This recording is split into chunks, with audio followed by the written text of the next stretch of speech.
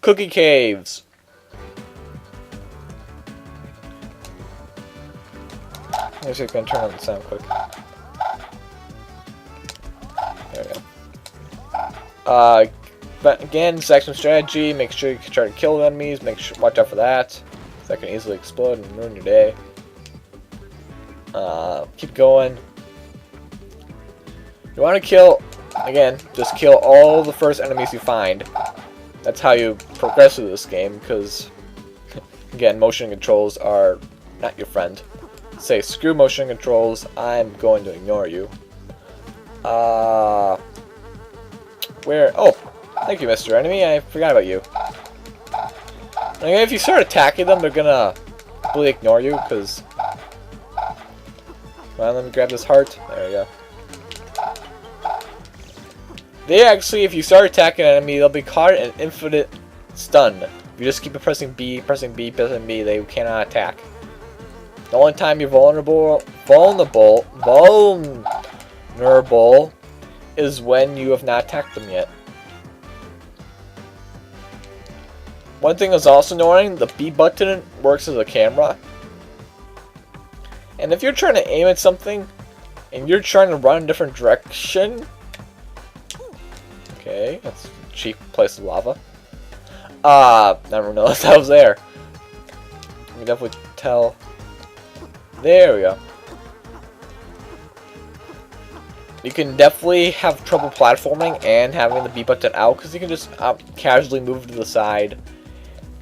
And you will actually end up screwing yourself, because you'll end up going in a direction you didn't want to go. So this game is flawed in that. 3 kills. 3 hits. Killed. Checkpoint. Enemy down here, right? Yep, B. Should be the last one? Nope, one more. So they started to break the pattern by saying, let's put more than one enemy in these pathways. Ooh. Gonna move on. Now we have insta-kill shots again. Just home in, press B, they dead. Home us, press B, they dead. Home in, press B, they're dead. Outflank me, enemy. They're dead. Now, one thing I don't get about this game is that the stuff never carries over. Your Ninja Blast, I like to call this, doesn't stay. Your lives reset after every level. So what's the point of getting all this stuff if it just resets? I mean, I feel like you should at least try to carry it over. But no, this says, hey, nope. Just rock sideways. Precision platforming. Shoot down on him. Back to insta-kill. Lost insta-kill. Got insta-kill. No, I got insta-kill. Sniped from afar. From an unknown foe. Could be anyone that we could know. Have the bomb. Set off the bomb. Shoot the bee. Kill everything. Kill the bee again. By this point, these levels I've said screw trying to be Rome. We're just gonna be linear now. I mean, heck, look at this. This is one linear path. There is nothing involved. These are basically 8 small checkpoints on your way. I mean, this is not going around and collecting stuff. This is just going around on one level. There's no way you can miss any of this unless you're completely blind. You get this, level up again. Level 5. No, not really level up. But more like get on a life. And I missed this one down here. Wow. I actually missed one. Now the way you're supposed to get that one is going this way. For some reason I was oblivious and didn't go, wow. Just by telling about being not free open as being one linear path, I go ahead and miss this one. Now basically you have to go behind here and go up, and then jump back down and then go over there. That's how you would do this normally. I forgot. How did I forget that one? Because I remember struggling to go get it because that pathway had annoying to get up there. Oh wow. I just ate my words, but it didn't taste very well. Heading over here, you have another checkpoint, and a random hole in the ceiling. Why? I don't know. Just maybe like, why are there random holes in the ceiling? And why does this one have no light? I mean, this one has light, this one has light, and this one has light. This one. I'm trying to can't even control the camera. This one has light. Why can't this one have light? Who knows? Checkpoints. Let's get a move on. Bomb. And next room. They almost went back to their old-fashioned ways. Now this room, it's actually not that hard, but it's basically kind of a hub for this level, if there ever was one. You have that way, and that way. You can go any which way you want first. That way is the shortest, so I'm gonna go this way first. Go up, jump on the short platform because they couldn't even make a full they couldn't even edit it, so it made like a smaller cookie. No, it says screw it, we're just gonna make half a cookie. I could go. I'm actually gonna go the opposite way. I'm gonna go this way. I'm gonna go opposite where the arrow tells me to go. Go this way. Go this way. You can use that cookie there, but I just say screw it. Go this. Go. Keep on following the cookie bridge road. Follow the cookie road. Follow the cookie bath road. Cookie brick road. Cookie chip road. Chocolate chip road. My question is, how did that work?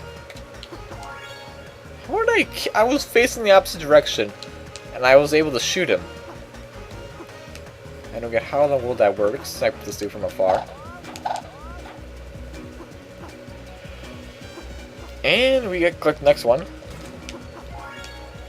I have to go all the way back.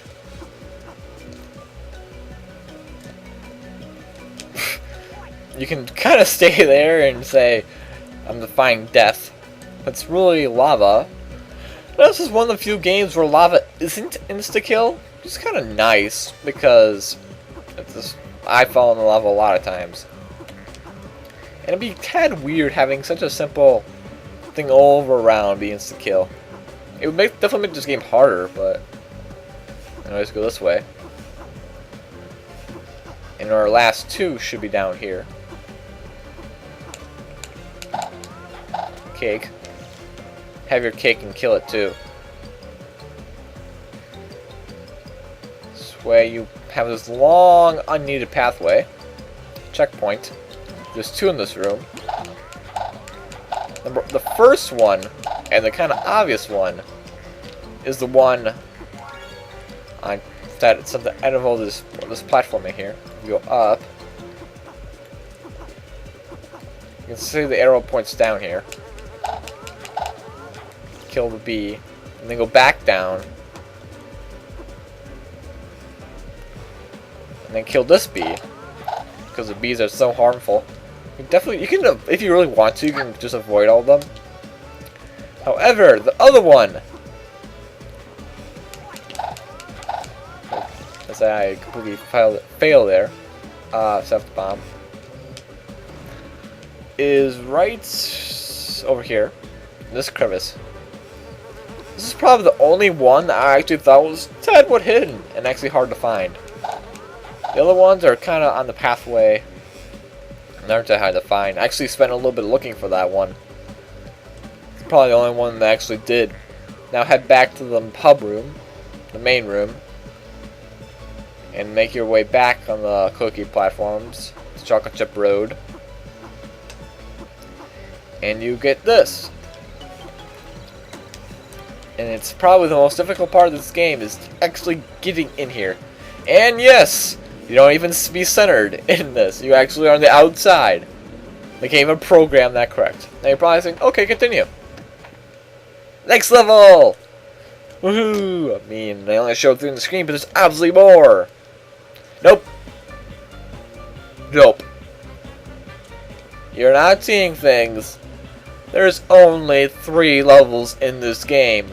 And that's why this game only is worth $5. Because if they had more, okay.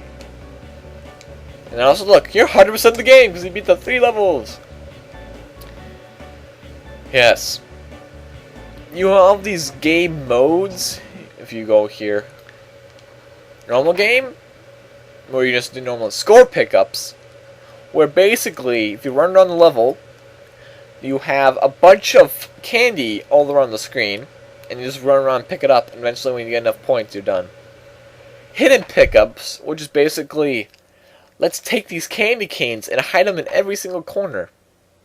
That's what their good idea of hiding things are. And time attack, just go through with timed. That is basically this game. Now, you can do those. I wouldn't recommend it, because I 100% the game. You don't get anything for doing it.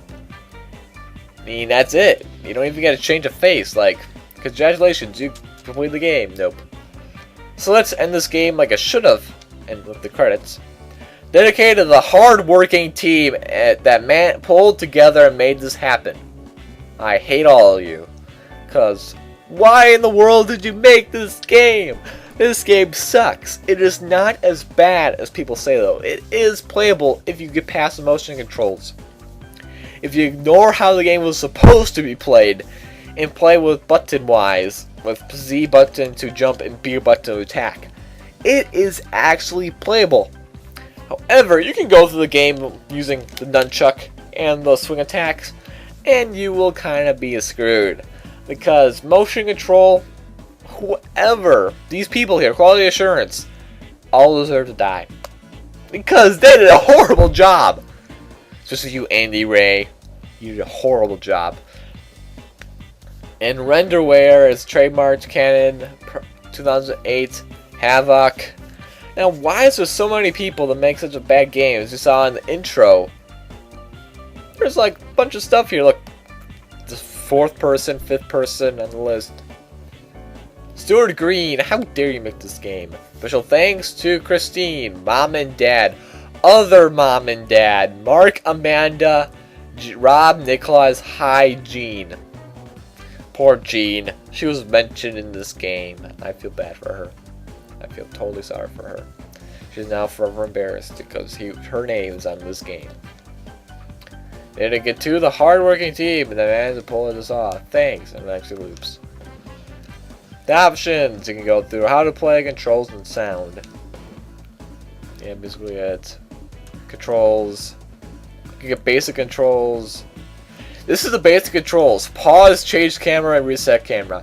That's our idea of basic controls. Not moving around, not jumping, but how to control the camera is the basic controls.